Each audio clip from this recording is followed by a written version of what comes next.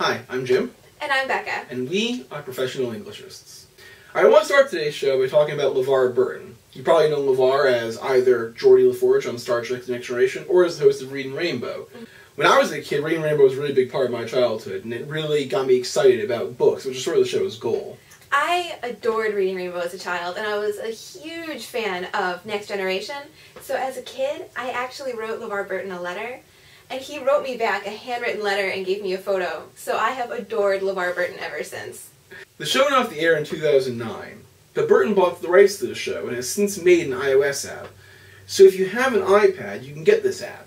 It's not free, but it still gets kids excited about books and has access to a library of books plus video field trips. Video field trips were a huge part of the show, and I know I always enjoyed seeing how things worked or how things were made. It made me curious about the world around me. Yeah, and the thing is that Burton wants to expand this app. He wants to make it available to a website so that students who don't have, access to a tablet can still get access to this app. And so that would be really great. And so he's launched a Kickstarter to get that started. If the app is made, it will be available to about 1,500 underfunded schools for free. The Kickstarter has already reached its goal of $1 million the first day, and is currently sitting at about $3 million. If it reaches the goal of $5 million, the number of schools that will receive the app for free will expand. And it'll also be available for things like gaming consoles and mobile phones. Obviously, you'll still have to pay for it if you're not one of the underfunded schools. And schools will opt in to pay for it as well. So it'll be available to a lot of people. So it's probably worth putting your money in for if you're excited about that sort of thing. So if you're one of our 20 subscribers and you really want to aid this effort, we'll put the links down below to the Kickstarter. You gotta help Reading Rainbow.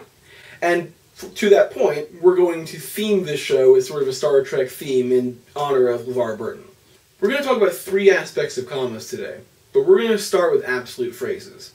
An absolute phrase always has a noun followed by a participle. We'll talk about what a participle is in a later video. For now, just know that there are present and past participle forms of every verb, and present participle forms always end in ing.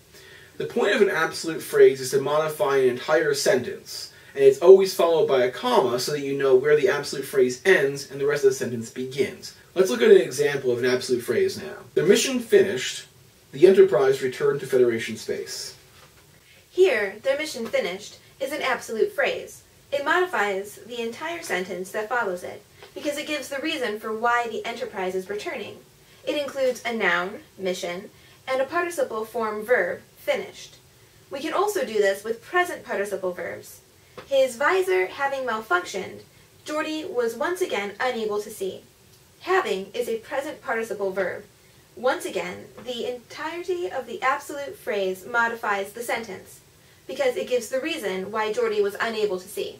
The next thing we want to cover today is coordinating adjectives. If you have more than one adjective in a row that modifies a single noun individually, you have what's called a coordinating adjective. For example, Jean-Luc Picard is a calm, confident captain.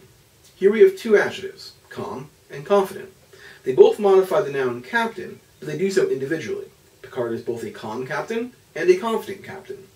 You do not use commas if the adjectives are cumulative and modify the noun together. For example, Star Trek The Next Generation was a wonderful modern spin on the older format that so many loved.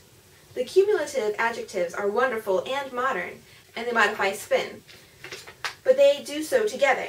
You can often tell if adjectives are coordinating or cumulative if they make sense if you put and in between them. In the earlier example, saying that Jean-Luc Picard is a calm and confident captain makes sense, but saying Star Trek The Next Generation was a wonderful and modern spin on the older format that so many loved makes a great deal less sense. Separated by the and, wonderful and modern spin, makes it unclear why the show is wonderful.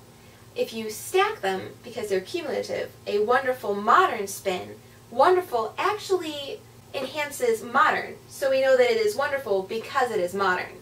Finally, we come to one of the greatest debates in comma usage, the Oxford comma, or serial comma.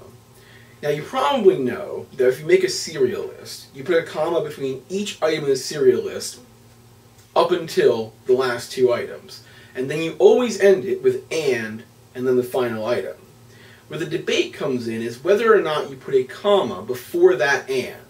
Let's give you an example. TNG was a show that was clever, funny, romantic, and full of adventure.